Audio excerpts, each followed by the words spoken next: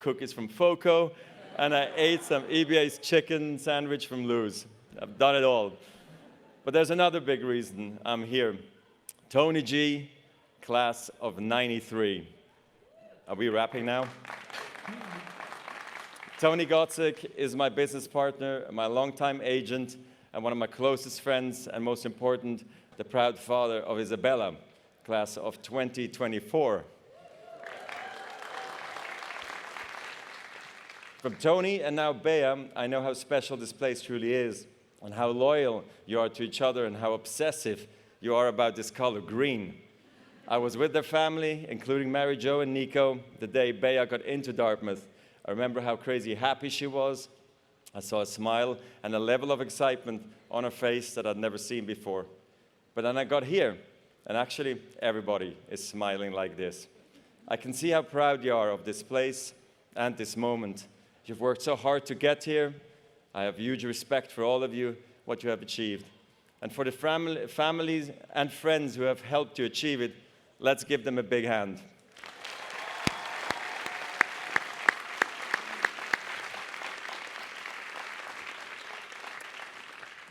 I'm even more impressed because I left school at the age of 16 to play tennis full-time, so I never went to college.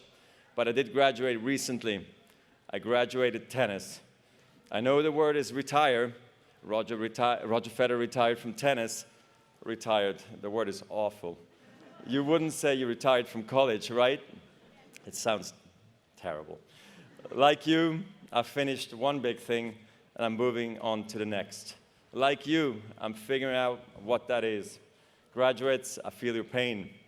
I know what it's like when people keep asking what your plan is for the rest of your life.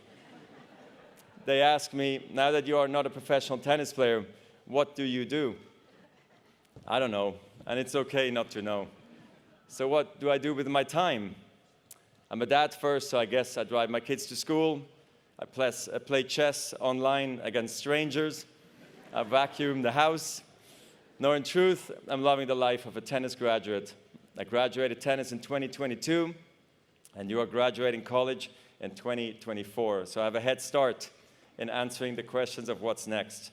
Today, I want to share a few lessons I've relied on through this transition.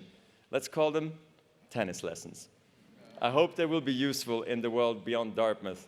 So here's the first. Effortless is a myth. I mean it. I say that as someone who has heard that word a lot. Effortless. People would say my play was effortless. Most of the time, they meant it as a compliment. But it used to frustrate me when they would say he barely broke a sweat. Or he's even trying. The truth is, I had to work very hard to make it look easy. I spent years whining, swearing, throwing my racket before I learned to keep my cool. The wake-up call came early in my career when an opponent at the Italian Open publicly questioned my mental discipline. He said, Roger will be the favorite for the first 2 hours, then I'll be the favorite after that. I was puzzled at first, but eventually I realized what he was trying to say. Everybody can play well the first 2 hours. You're fit, you're fast, you're clear, and after 2 hours, your legs get wobbly, your mind starts wandering, and your discipline starts to fade. It made me understand I have so much work ahead of me, and I'm ready to go on this journey. I get it. My parents, my coaches, my fitness coach, everyone had been calling me out. And now even my rivals were doing it. Players, thank you. I'm eternally grateful for what you did because you made me work harder. So I started to train harder, a lot harder actually. But then I realized winning effortlessly is the ultimate achievement. I got that reputation because my warm-ups at the tournaments were so casual that people didn't think I'd been training hard. But I had been working hard before the tournament when nobody was watching. Maybe you've seen a version of this at Dartmouth. How many times did you feel like your classmates were racking up A after A without even trying while you were pulling all-nighters? Loading up on caffeine maybe, or crying softly in a corner of Sanborn Library? Hopefully, like me, you learned that effortless is a myth. I didn't get where I got on pure talent alone. I got there by trying to outwork my opponents. I believed in myself, but belief in yourself has to be earned. There was a moment in 2003 when my self-belief really kicked in. I was at the ATP finals where only the best 8 players qualify. And I beat some of the top players I really, really admired by aiming right at their strength. Before, I would run away from their strength. If a guy had a strong forehand, I would try to hit his backhand. But now, I would try to go after his forehand. I tried to beat the baseliners from the baseline. I tried to beat the attackers by attacking. I tried to beat the net rushers from the net. I took a chance by doing that. So why did I do it? To amplify my game and expand my options. You need a whole arsenal of strength. So if one of them breaks down, you've got something left. When your game is clicking like that, winning is easy, relatively. Then there are days when you just feel broken. Your back hurts, your knee hurts, had that a lot. Maybe you're a little sick or scared, but you still find a way to win. And those are the victories we can be most proud of. Because they prove that you can win not just when you're at your best, but especially when you aren't. Yes, talent matters. I'm not going to stand here and tell you it doesn't. But talent has a broad definition. Most of the time, it's not about having a gift. It's about having grit. In tennis, a great forehand with sick racket head speed can be called a talent. But in tennis, like in life, discipline is also a talent, and so is patience. Trusting yourself is a talent. Embracing the process, loving the process is a talent. Managing your life, managing yourself, these can be talents too. Some people are born with them. Everybody has to work at them. From this day forward, some people are going to assume that because you graduated from Dartmouth, it all is going to come easy for you. And you know what? Let them believe that, as long as you don't. Okay, second lesson. It's only a point. Let me explain. You can work harder than you thought possible and still lose. I have, many times. Tennis is brutal. There's no getting around the fact that every tournament ends the same way. One player gets a trophy, every other player gets back on a plane, stares out of the window, and thinks, how the hell did I miss that shot? Imagine if today only one of you got a degree. Congratulations, this year's graduate. Let's give her a hand. The rest of you, the other 1,000 of you, better luck next time. So, you know, I tried not to lose, but I did lose, sometimes big. For me, one of the biggest was the finals at Wimbledon in 2008, me versus Nadal. Some call it the greatest match of all time. Okay, all respect to Rafa, but I think it would have been way, way better if I had won.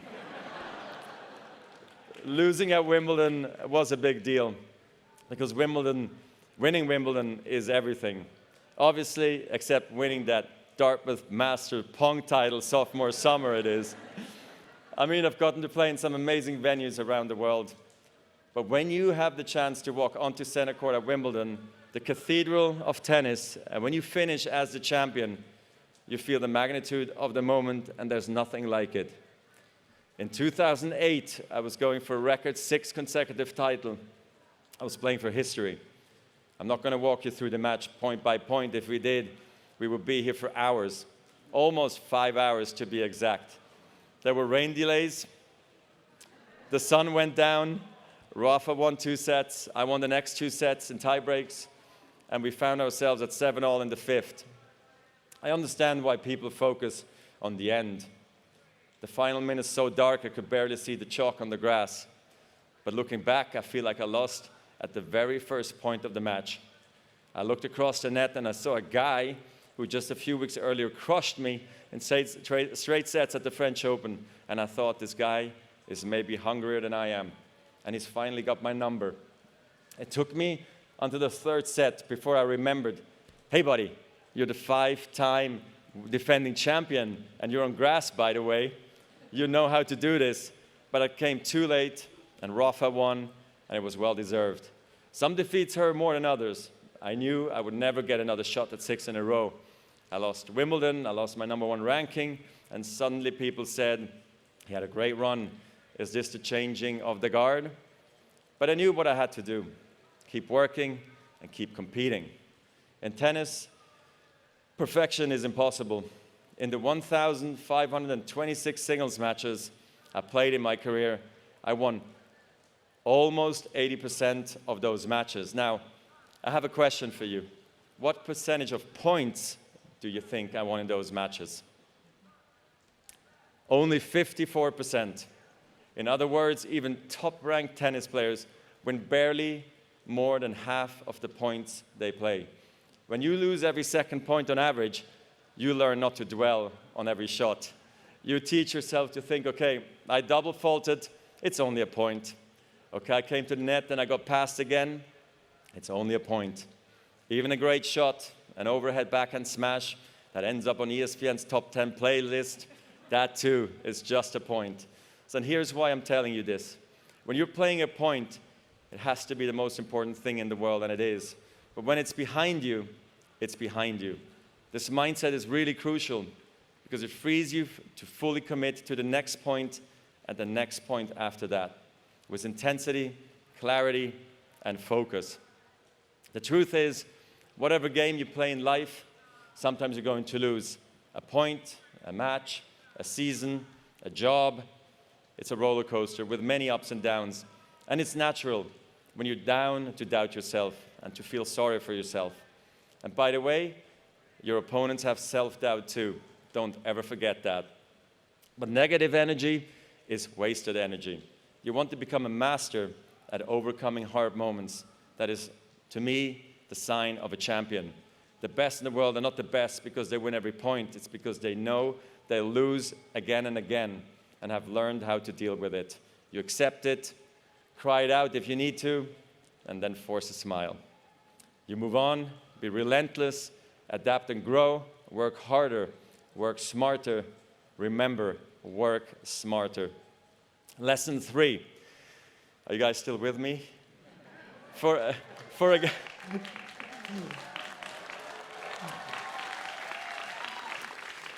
a guy who left school at 16, this is a lot of lessons as well for me too. So here's the third one. Life is bigger than the court. A tennis court is a small space, 2,106 square feet to be exact. That's for singles matches. Not much bigger than a dorm room. Okay, make that 3 or 4 dorm rooms in Mass Row. I worked a lot, learned a lot, and ran a lot of miles in that small space. But the world is a whole lot bigger than that. Even when I was just starting out, I knew that tennis could show me the world, but tennis could never be the world. I knew that if I was lucky, maybe I could play competitively until my late 30s, maybe even 41. But even when I was in the top 5, it was important to me to have a life, a rewarding life, full of travel, culture, friendships, and especially family. I never abandoned my roots. I never forgot where I came from. But I also never lost my appetite to see the very big world. I left home at 14 to go to school in the French part of Switzerland for 2 years, and I was horribly homesick at first, but learned to love a life on the move. But these are the reasons I never burned out, maybe. I was excited to travel the world, but not just as a tourist. I realized pretty early that I wanted to serve other people in other countries. Motivated by my South African mother, I started a foundation to empower children through education.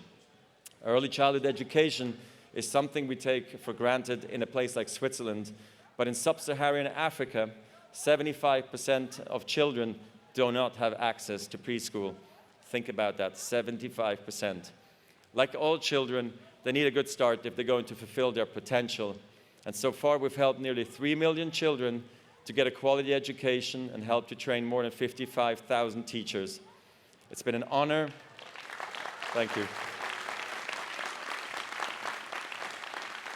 It's been an honor and it's been humbling. An honor to help tackle this challenge and humbling to see how complex it is. Humbling to try to read stories to children in one of the languages of Lesotho. Humbling also to arrive in rural Zambia and have to explain what tennis actually is. I vividly remember drawing a tennis court on the chalkboard for the kids to see because I asked them what tennis was, and one kid said, "It's the one with the table, right? With the paddles?" Pong again. It's everywhere. I have to tell you, it's a wonderful feeling to visit these incredible rural places and to find classrooms full of children who are learning and reading and playing like children everywhere should be allowed to do. It's also inspiring to see what they grow up to be. Some have become nurses, teachers, computer programmers. It's been an exciting journey, and I feel like we're only at the beginning with so much to learn. I can't believe we've just celebrated 20 years of this work, especially because I started the foundation before I thought I was ready. I was 22 at the time, like many of you are today. I was not ready for anything other than tennis, but sometimes you've got to take a chance and then figure it out. Philanthropy can mean a lot of things. It can mean starting a non-profit or donating money, but it can also mean contributing your ideas, your time, your energy to a mission that is larger than yourself. All of you have so much to give, and I hope you will find your own unique ways to make a difference.